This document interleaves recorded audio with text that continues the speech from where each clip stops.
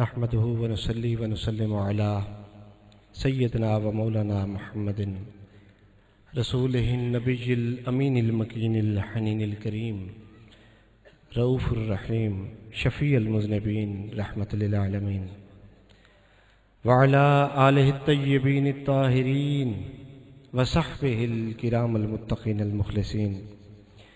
أما بعد، أعوذ بالله أن أكون من الجاهلين، أعوذ بالله من الشيطان الرجيم، بسم الله الرحمن الرحيم.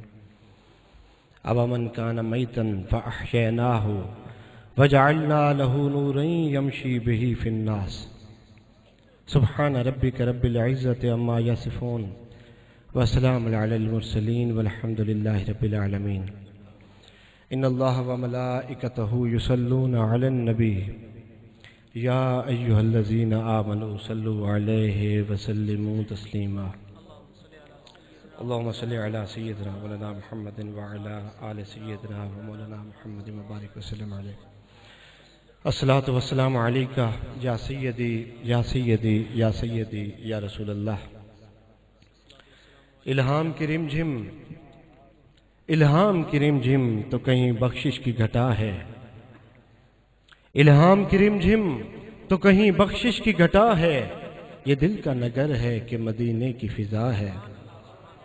واللیل تیرے گیسوئے رحمت کا تراشا، والعصر تیری نیم نگاہی کی ادا ہے. سورج کو ابھرنے نہیں دیتا تیرا حبشی، بے زر کو ابو ذر تیری بخشش نے کیا ہے. اترے گا کہاں تک کوئی آیات کی تہ میں، قرآن تیری خاطر ابھی مصروف ثنا ہے. اب اور کیا بیاں ہو کسی سے تیری مدحت، اب اور کیا بیاں ہو کسی سے تیری مدحت، یہ کم تو نہیں کہ تو محبوب خدا ہے. اے گنبد خضرا کے مکی میری مدد کر، یا پھر یہ بتا کون میرا تیرے سوا ہے. بخشش تیری آنکھوں کی طرف دیکھ رہی ہے، محسن تیرے دربار میں چپ چاپ کھڑا ہے. میرے پیران عظام، جملہ احباب ذی وقار،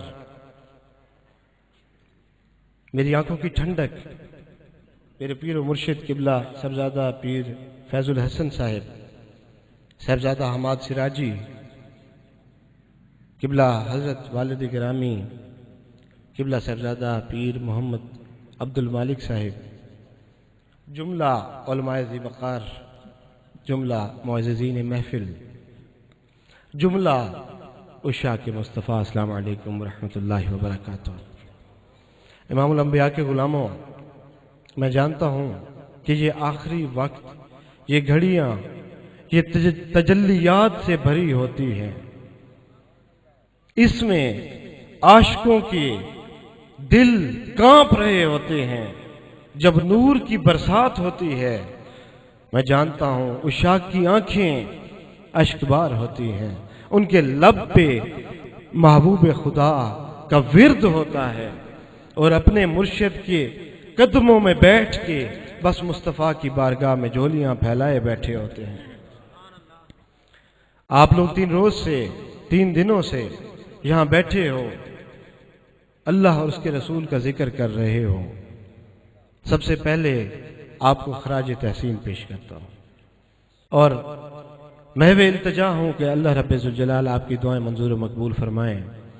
وقت نہ میں کوئی خطیب ہوں نہ عالم ہوں، میں دین کا ایک معمولی سا طالب علم ہوں اور عشق کا ایک معمولی مسافر ہوں.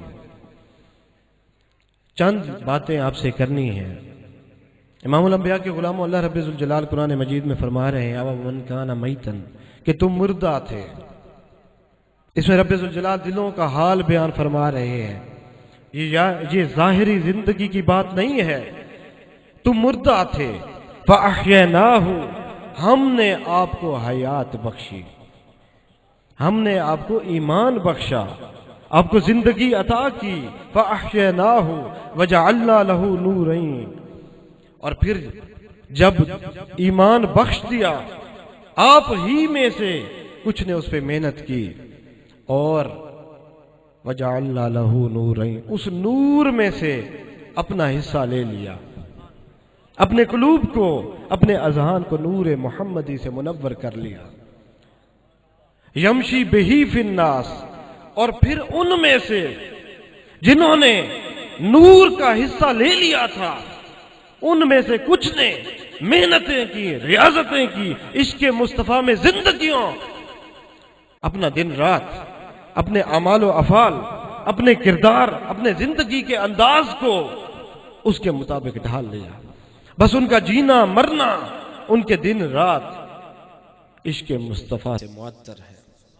وہ جب اٹھتے ہیں تو ان کے لب محمد عربی کی چاہت میں ہلنے لگ جاتے ہیں۔ وہ جب سوتے ہیں تو ان کی آنکھیں بند اس خواہش کے ساتھ ہوتی ہیں کہ مولا کوئی رات ایسی ہو، ادھر آنکھ لگے، ادھر چہرہ مصطفیٰ کی زیارت ہو جائے۔ ارے نور لینے والوں، تم لوگوں میں سے کچھ ایسے بھی تھے جنہوں نے مصطفیٰ کی محبت میں ریاضتیں کی، مجاہدے کیے۔ یہ آستانوں پہ آنا کیا ہے؟ ارے مجھے بتائیے، کیا تم لوگ چاولوں کے لیے آتے ہو؟ کیا روٹی کے لیے آتے ہو؟ نہیں، خدا کی عزت کی قسم ہے کہ عاشق مصطفیٰ کریم کے دیدار کی خواہش لیے آتے ہیں۔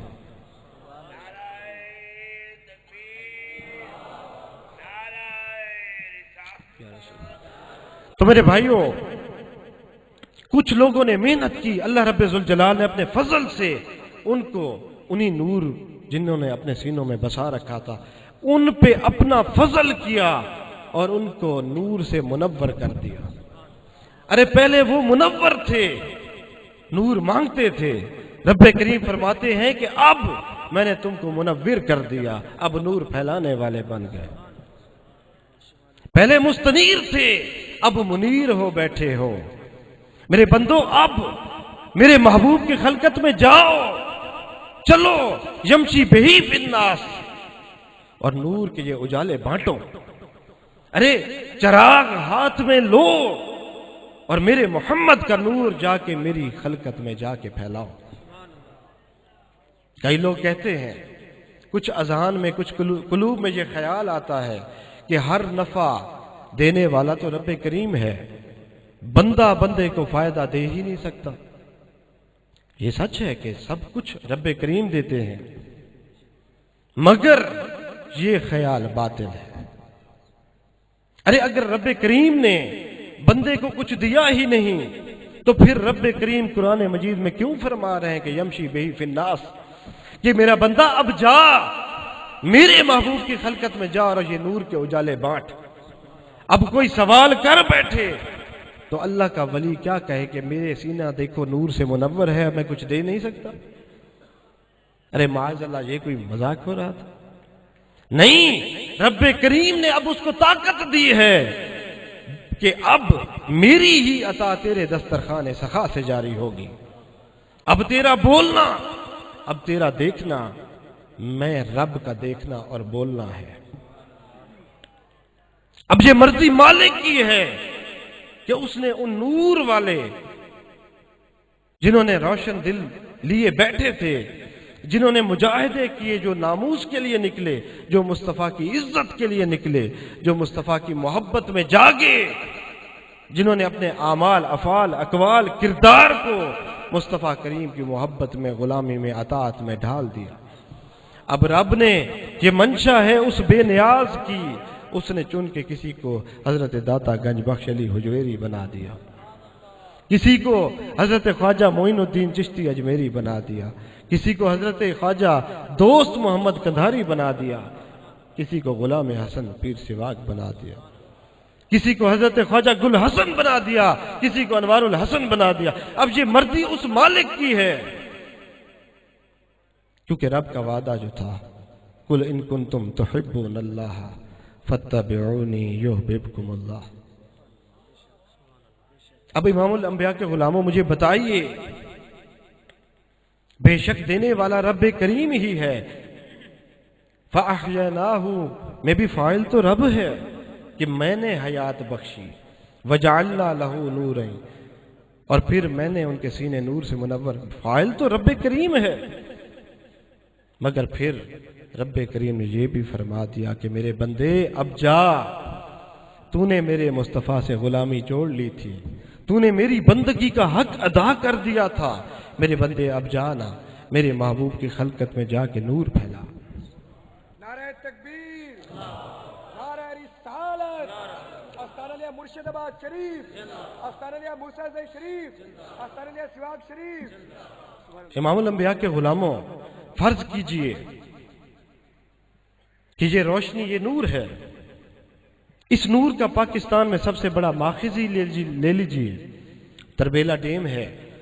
اب کوئی شخص یہ ضد لگا بیٹھے کہ میں نے بجلی، یہ نور، یہ روشنی ڈائریکٹ تربیلا سے لینی ہے، تو مجھے بتائیے نا، ممکن ہے؟ ممکن ہی نہیں۔ فرض کیجئے کسی طریقے سے لے لی تو کچھ بچے گا؟ ہزاروں میگا واٹ، ارے اس کا تو گھر ہی اڑ جائے گا، اس کی جو الیکٹرانک اپلائنس ہیں، فریج ہے، ٹی وی ہے، بلکہ گھر اڑ جائے گا، برداشت نہیں کر سکے گا۔ فرض کیجئے کوئی جا کے درخواست لے کے پہنچ جائے کہ میں موزہ گور والا کا ہوں اور میں نے بجلی لینی ہے، مگر لینی ڈائریکٹ تربیلا سے ہے۔ ارے میں راستوں کو مانتا ہی نہیں، میں درمیانی وسیلوں کو نہیں مانتا، میں تو ڈائریکٹ نور والے سے، ڈائریکٹ نور، ڈائریکٹ روشنی کے منبع سے لوں گا، میں تو یہ درمیانی گریڈ سٹیشن، بجلی کے کھمبے، یہ ٹرانسفارمر نہیں مانتا۔ ارے جواب ملے گا کہ میاں، اگر تمہیں بجلی چاہیے، اگر تمہیں روشنی چاہیے تو ایک نظام ہے، اس نظام کے مطابق اپلائی کرنا پڑے گا، ملے گی ضرور، مگر جو ہمارے سٹیشنز ہیں وہاں سے بھی ڈائریکٹ کوئی نہیں، وہاں سے تاریں جو تمہاری گلی میں تار جائے گی وہاں بھی نہیں، ٹرانسفارمر لگے گا، پھر میٹر لگے گا، تمہاری ضرورت کے مطابق تمہیں بجلی مہیا کی جائے گی۔ اللہ کے بندو، امام الانبیاء کے غلاموں، اسی طرح اللہ رب ذوالجلال نے تمام نور کا منبع گنبد خضرا کے مکین کو بنا دیا۔ اب اگر کسی کو نور چاہیے تو پھر آقا دو جہاں نے اپنے ٹرانسفارمر، اپنی تاریں، اپنے گریڈ سٹیشن بنا رکھے، اپنے غلاموں کو وسطی وسطی کریا کریا بٹھا رکھا ہے، جو ہمارے حال کے مطابق، ہمارے پیالے کے مطابق، ہمارے ظرف کے مطابق ہمیں نور لے کے بانٹتے ہیں۔ امام الانبیاء کے غلاموں، بغداد شریف میں ایک شخص تھا، مرید تھا حضرت حماد سراجی، حضرت حماد عباس کا۔ وہ اس کے پاس گیا، تجارت پہ جانا چاہتا تھا، اپنے پیر و مرشد کے پاس گیا اور جا کے عرض کرنے لگا، حضور میں نے تجارت پہ جانا ہے، میرے لیے دعا فرمائیے۔ تو پیر و مرشد نے فرمایا کہ میں رات کو استخارہ کروں گا، اگر بہتر ہوا تو صبح اجازت دے دوں گا۔ اب حضرت نے رات کو استخارہ کیا، دیکھا کہ مرید کا جانا اچھا نہیں ہے، تو صبح مرید آیا تو آپ نے فرمایا کہ میاں تجارت پہ جانا مناسب، بہتر نہیں ہے۔ تو مرید ارادہ کر چکا تھا، وہ جو قافلہ جانا تھا اس میں اپنے رقم بھی جمع کرا چکا تھا، تو اس نے کہا حضرت مہربانی کیجئے، دعا کیجئے۔ خیر وہ چلا آیا، اب راستے میں سوچ رہا تھا کہ میرے مرشد نے مجھے اجازت نہیں دی، مگر سوچا کہ چلو اللہ مالک ہے، اب میں تو ارادہ کر چکا ہوں۔ اب راستے میں دیکھا ایک جگہ رش تھا، پوچھا، اب حضرت خواجہ پیر عبد القادر جیلانی پیران پیر کا دور بھی تھا، تو حضرت پیران پیر بیٹھے تھے، تو پوچھا کون ہے، بتایا گیا کہ پیران پیر بیٹھے ہیں، تو ان کی بھی بارگاہ میں پہنچ گیا۔ آپ عبادت میں تھے، آپ کی توجہ رب ذوالجلال کی بارگاہ میں غرق تھے، تو وہ کہنے لگا کہ حضور دعا فرمائیے، میں نے تجارت پہ جانا ہے۔ آپ نے توجہ نہیں فرمائی، مگر بے توجہی میں ہی فرما دیا کہ میاں جاؤ، نفع ہوگا۔ وہ شخص کچھ دن بعد واپس آیا، اپنے مرشد کی بارگاہ میں پہنچا، تو اس کے پیر حضرت حماد عباس نے دیکھ کے حیران ہوئے کہ میاں تجارت سے واپس آ گئے۔ تو وہ کچھ شکرانے کے نفع ہوا تو تحفے لے کے آیا تھا. تو حضرت نے فرمایا کہ میاں جاؤ، اگر شکر ادا کرنا ہے، تحفہ دینا ہے تو پیران پیر کی بارگاہ میں جاؤ. ارے تقدیر میں تیرا مرنا لکھا تھا، میں نے دیکھا تھا کہ تیرا قافلے کا لٹنا اور تیرا مرنا لکھا تھا، مگر پھر تو پیران پیر کی بارگاہ میں چلا گیا اور اس وقت وہ کسی اور توجہ میں تھے. بے خیالی سے ان کی زبان سے نکل گیا کہ میاں نفع ہوگا، خیر ہوگی. بس تیرا مرنا جو لکھا تھا رب کریم نے تیرے مرنے لکھے کو مٹا کے تیرا جینا لکھ دیا.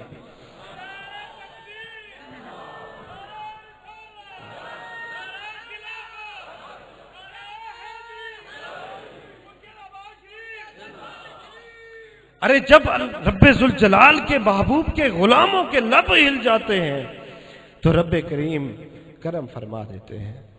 پھر رب تو بے نیاز ہیں، قادر مطلق ہیں، لکھا مٹانا ہو، مٹایا ہوا لکھنا ہو، ارے اس سے کوئی پوچھ نہیں سکتا.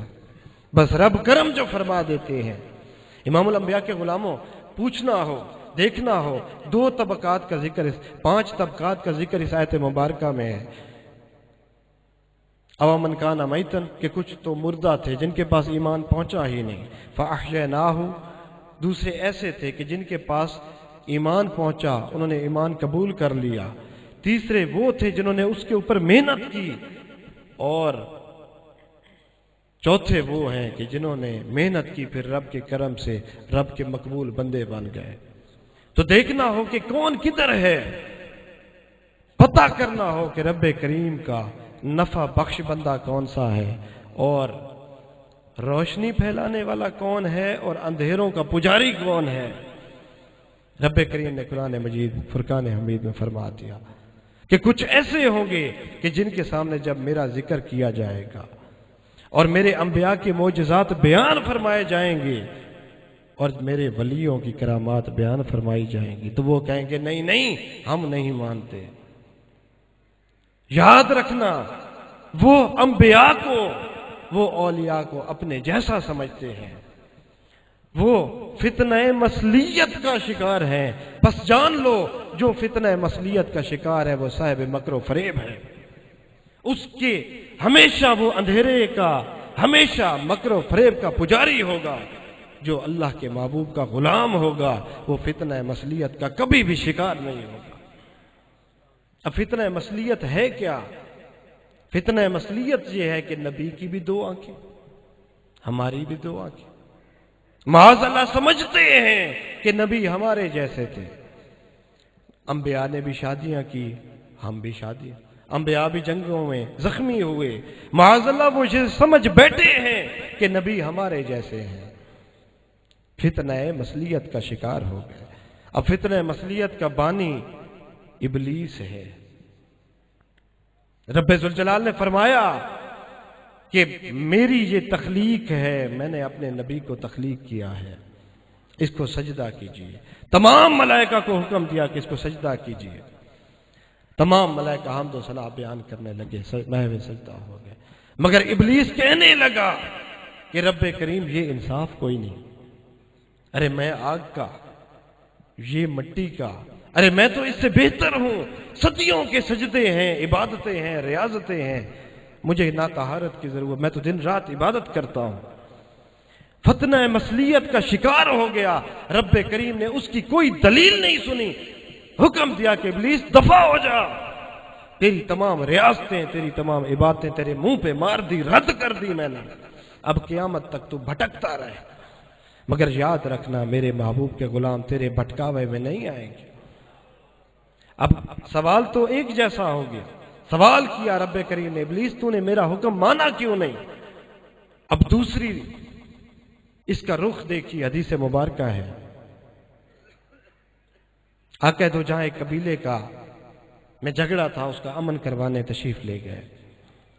محبوب خدا محمد مصطفیٰ صلی اللہ علیہ وسلم جب واپس لوٹے تو صحابہ کرام عصر کی جماعت کھڑی تھی، نماز پڑھ رہے تھے. صدیق اکبر امامت فرما رہے تھے.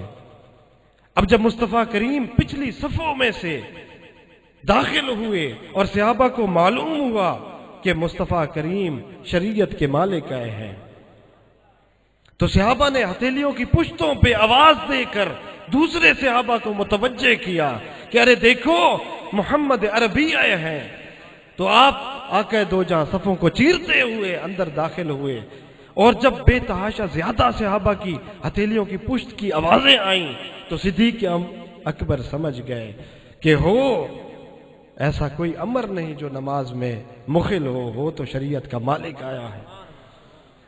آپ کو جیسے پتہ چلا آپ نے اللہ اکبر کہہ کے امامت چھوڑ دی، پیچھے لوٹنے لگے۔ ادھر سے مصطفیٰ سونے نے فرمایا صدیق امامت جاری رکھیے، نماز جاری رکھیے، اپنا قیام جاری رکھیے، مگر صدیق پیچھے ہٹتے گئے حتیٰ کہ محمد عربی صلی اللہ علیہ وسلم امامت کی جگہ پہ پہنچ گئے۔ خیر نماز پاک مصطفیٰ نے پڑھا دی۔ آپ نے سلام کے بعد جب دیکھا کہ صدیق میں نے حکم دیا تھا نماز جاری رکھو، قیام جاری رکھو، امامت جاری رکھو، میرا حکم مانا کیوں نہیں؟ امام الانبیاء کے غلاموں توجہ ہے، بس آخری گھڑیاں ہیں، جلال کی گھڑیاں ہیں، توجہ رکھیے گا۔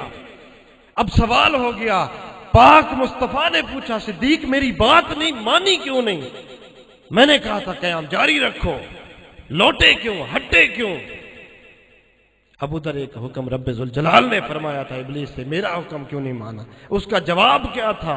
ابلیس کا جواب تھا کہ باری تعالیٰ یہ ناانصافی ہے، یہ مٹی کا میں آگ کا، ارے تیرا نبی مٹی کا میں آگ کا، میری صدیوں کی عبادتیں وہ موازنہ کرنے لگا، وہ نبی میں اور اپنی شخصیت میں موازنہ کرنے لگا۔ رب کریم نے دھتکار دیا۔ ادھر حضور کے غلام کا جواب سنیے۔ جب مصطفیٰ نے پوچھا کہ صدیق میں نے حکم دیا مانا کیوں نہیں، صدیق نے ہاتھ باندھ کے کہا یا رسول اللہ، امام الانبیاء، اے آمنہ کے لال، اے محبوب خدا، آپ سردار ہو میں غلام ہوں۔ ارے مصطفیٰ آپ محبوب خدا ہو، امام الانبیاء ہو، خاتم الانبیاء ہو، میں آپ کا غلام ابو قحافہ کا بیٹا؟ ابو قحافہ کے بیٹے کی مجال ہے کہ پشت پہ مصطفیٰ ہو اور صدیق جماعت کرا؟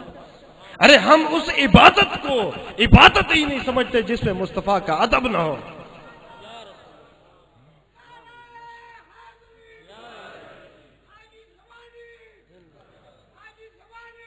تو میرے بھائیوں، صدیق اکبر کا جواب یہ تھا کہ یا رسول اللہ، آپ خلقت میں عرش سے فرش سے سب سے افضل ہیں، رب کریم کے بعد آپ جیسا کوئی نہیں۔ یا رسول اللہ میں غلام ہوں، ابو قحافہ کے بیٹے کی مجال ہے کہ وہ مصطفیٰ پشت پہ اور وہ امامت کرے؟ حضور ہم اس عبادت کو عبادت نہیں سمجھتے جس میں مصطفیٰ کریم کا ادب نہ ہو۔ اب سوال ایک جیسے، جواب مختلف، شخصیات بھی مختلف۔ آپ فتنہ مثلیت کا شکار نہیں ہوئے۔ امام الانبیاء کے غلاموں، یہ فرق ہے۔ آپ آستانے پہ آتے ہو، دل کی آنکھوں سے دیکھا کرو، ارے فیض کے متلاشی ہو۔ 98واں سالانہ عرس مبارک ہے۔ میں ہمیشہ کہتا ہوں، کہتا رہوں گا کہ اس آستانے سے فیض کی سمندر جاری رہیں گے، میرا ایمان ہے، مگر تب تک جب آپ اور ہم مصطفیٰ کریم کی غلامی سے بندھے رہیں گے، جب ہمارے اعمال، ہمارے افعال، ہمارے کردار حضور کے غلاموں جیسے ہوں گے۔ تو امام الانبیاء کے غلاموں، 98واں سالانہ عرس مبارک، ابھی بھی مجھے بتانا پڑے، آپ فیض کی جھولیاں بھرا کریں، آپ کو کسی چیز سے غرض نہیں۔ میں ہمیشہ کہتا ہوں ہمیں کسی چیز سے غرض نہیں، بس حضرت صاحب ہمیشہ کہتے ہیں کہ میری زندگی کا مول پڑ جائے کہ میرے مریدین کی آنکھوں میں، قلوب میں، اذہان میں عشق مصطفیٰ پیدا ہو جائے۔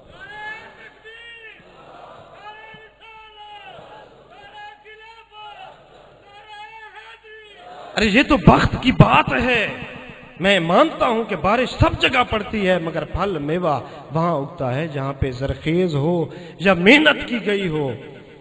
امام الانبیاء کے غلاموں، کھانے ہر سال پورا سال کھاتے ہیں، ہر گھر میں کس دن کس کو کھانا نہیں ملا اپنے گھر میں؟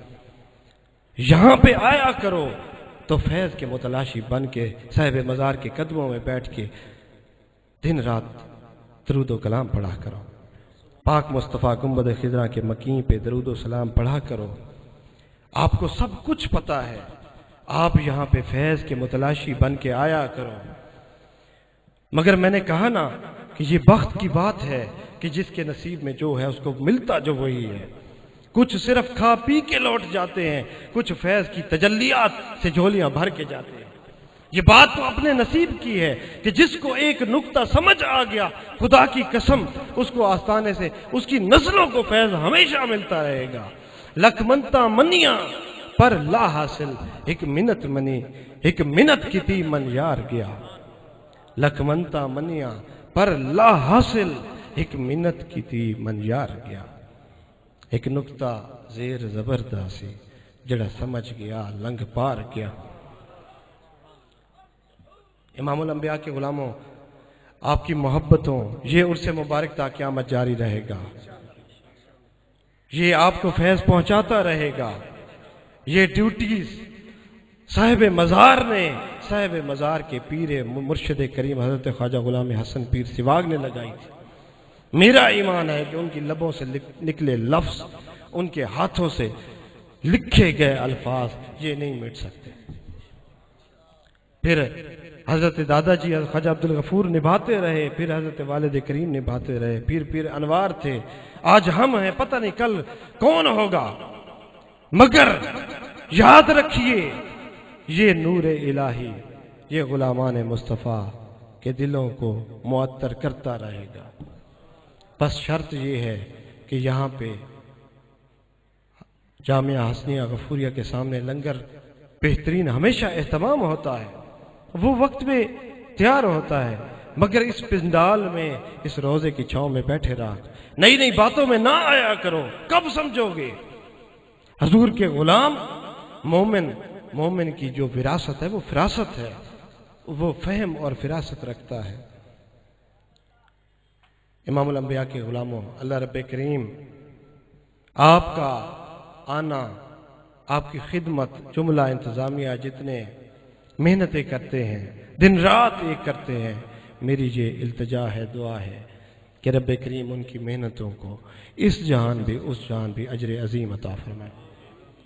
امام الانبیاء کے غلاموں، ایک اور نئی بات جو ہے، فرانس میں ایک ایسا لائن پیدا ہو گیا کہ جو یہ سمجھ بیٹھا ہے کہ ہم معاذ اللہ توہین کریں گے تو مصطفیٰ کی شان گھٹ جائے گی۔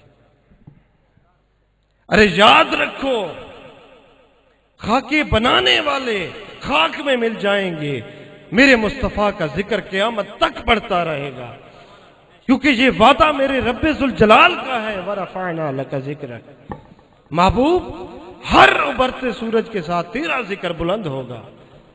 خاکے بنانے والے، توہین کرنے والے امام الانبیاء کے غلاموں خاک میں مل جائیں گے، آپ کی آنکھیں دیکھیں گے، میرے مصطفیٰ کا ذکر ہر ابھرتے سورج کے ساتھ بلند ترین ہوتا جائے۔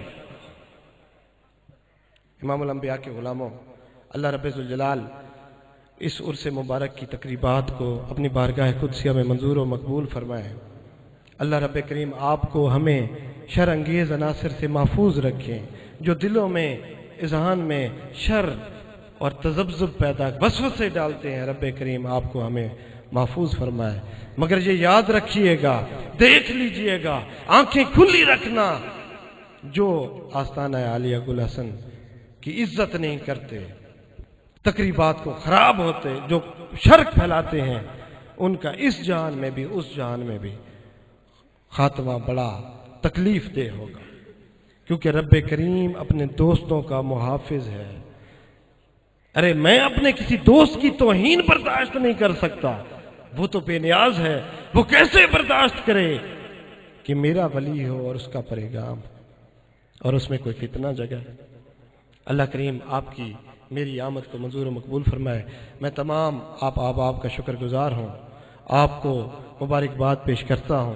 اللہ رب کریم آپ کا آنا بیٹھنا، آپ کی جانی جسمانی مالی خدمات کو منظور و مقبول فرمائے، اور آپ کے دلوں میں جو بھی نیک تمنا ارادہ ہے رب کریم منظور و مقبول فرمائے۔ وآخر دعوانا الحمدللہ رب العالمین۔